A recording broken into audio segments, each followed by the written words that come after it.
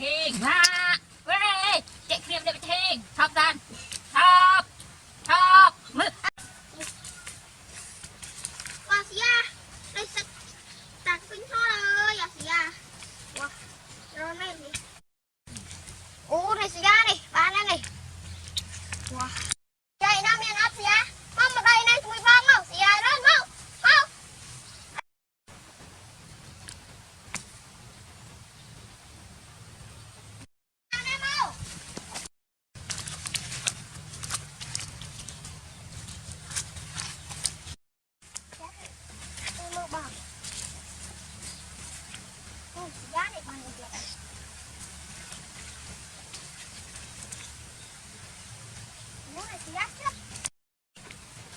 Wah, sia tidak banget.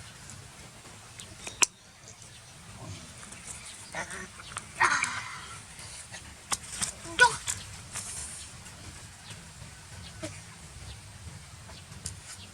Wah, sia.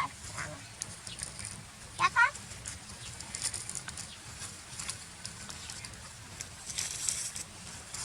Ya kan. Ôi. Quý bậc.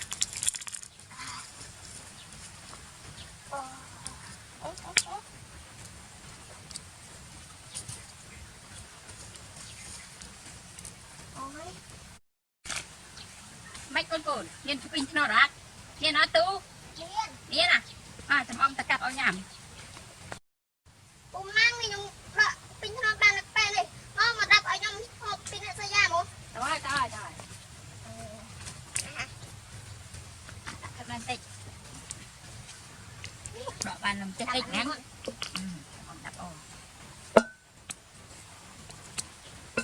trời ồ đập vô à sẽ ra thọc mẹ đập ở nhảm nhẹ môi nhẹ bóng thùm nhẹ môi hôm nay xin thật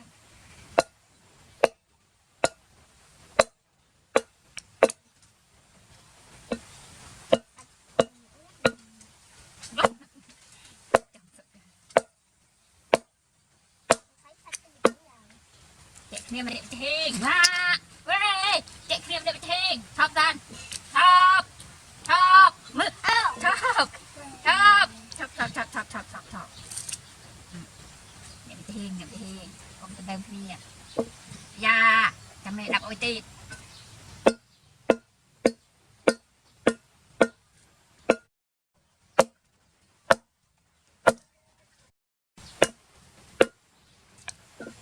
thọc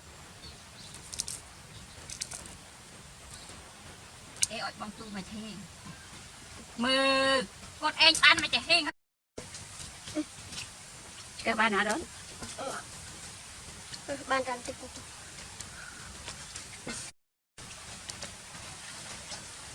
nghe nhận giá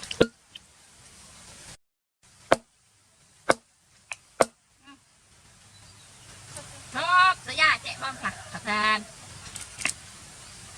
thọc chạy bom mùi sẵn như sư ra rồi đi